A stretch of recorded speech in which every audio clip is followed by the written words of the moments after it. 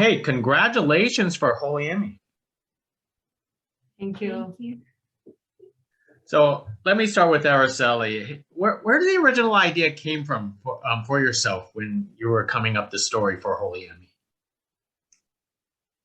So originally, I was interested in the idea of two girls that have like a very intense, very close relationship, and they kind of like refuse to grow up or be exposed to like the more, what their community or the society wanted from them, and especially the one, Emy, to have like a very strong reaction to that, wanted to just stay, always, with her sister, like a kid somehow. But then when I lived in the Filipino neighborhood of Athens, and I was very aware of the big Filipino presence, but that hasn't been portrayed on film. So I thought that it would be a nice idea for this relationship for the two girls to live within this community. But when I started doing research, and this was like the original thought and story idea that we had come up with Julia Caruso, that is my co-writer. But then as I was doing research and I was going to the church, I found out so many things about Filipino mysticism and spirituality and the relationship with faith healing. And so that made me imagine that aspect of Emy that would take her story to, individual exploration as the relationship breaks and, her power is released. Most excellent. Abigail, why did you want to do this project? I mean, this is a pretty intense project, especially I believe being your first. Yes. First, I didn't know the story, so I just went along and trusted Araceli for it to help me and guide me throughout the whole film. So I really don't know. Why did you come to the audition? Oh, okay. Well, about what? How did you first come to the audition? About when I auditioned in school. Oh, I auditioned. It was the audition was in our school, so me and my friends tried it out for fun, and then they're casting and then Eleni casting contacting me, so I kept in touch with her, and then it just we dragged her slowly into this. She was so deep that at that point she couldn't get out. Now, Araceli, could you tell us about the the sisterhood that you developed for the story? Because it seems like the two sisters, Teresa and Emy, needs each other, but yet they try to separate from each other if they could. Yes, the relationship, I found interesting the exploration of this very intense codependent relationship where, they cannot live together and they cannot live without, the one also feels, I think Teresa experiences Emy as a burden for a lot of her life because she's like the caretaker, and also has a very small idea of what Emy is. She experiences like her as someone that she has been entrusted to take care of. But the moment that Emy flourishes and becomes her own person, I think Teresa realizes that that she needs her also, that it's part of the dynamic. And I think many of us have this sort of relationships where we wish we could be alone, but the other person is like such a big part of us that we cannot be without them.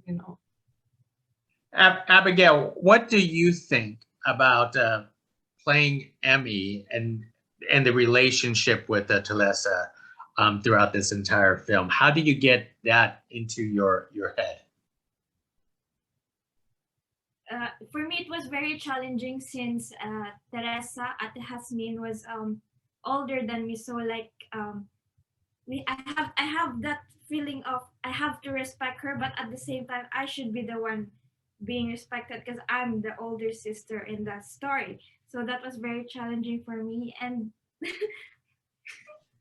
also Abigail has two I have two siblings siblings, so that you have always been kind of like a caretaker a lot. at so home. I took that inspiration to be the bigger sister in the movie.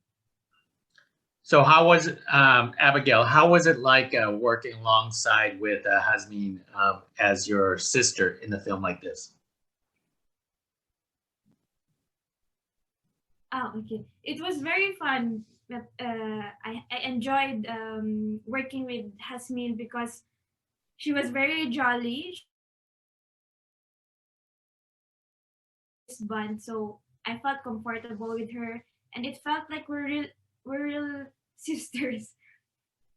And because Jasmine has a bigger acting experience, I think that Abigail, she could, always have like a little reassurance that, Yeah. in the end it will all turn out well.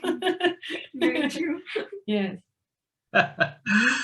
Now, Araceli, tell us about, because some people may interpret some elements in this film sort of like, a little bit of horror in its own way, with the blood and the pregnancy. Tell us about how you wanted to approach that, especially those type of themes, into a film like Holy Emy. So with my team and Ki Jin, who is my cinematographer, we had discussed very much the idea of the blood. I asked that we like the idea of appropriating it in a different way, different from more like violent films or horror films where blood is always since it's related to violence. We liked this female interpretation where it's so much part of the body, but with a twist, like we used it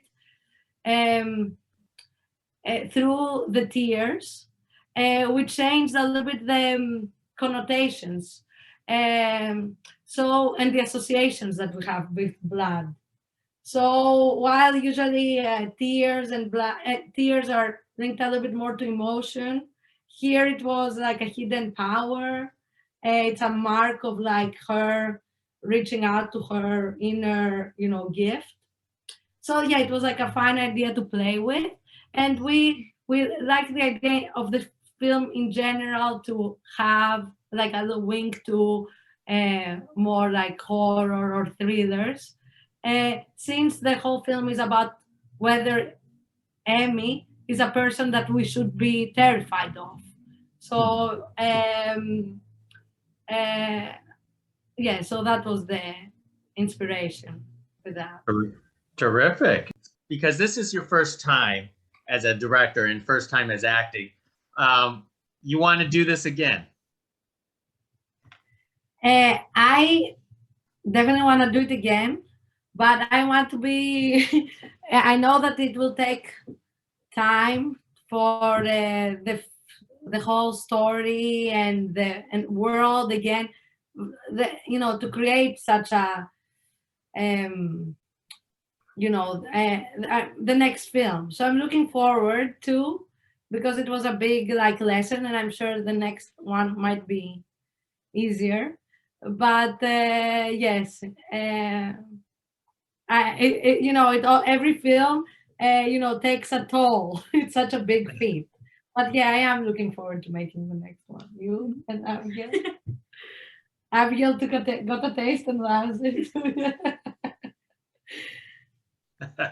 I could tell Abigail is really excited for the next one too. So, well, thank you, ladies, for speaking to us about Holy Emy, and looking forward to hopefully both of you doing your next film. Thank you very much.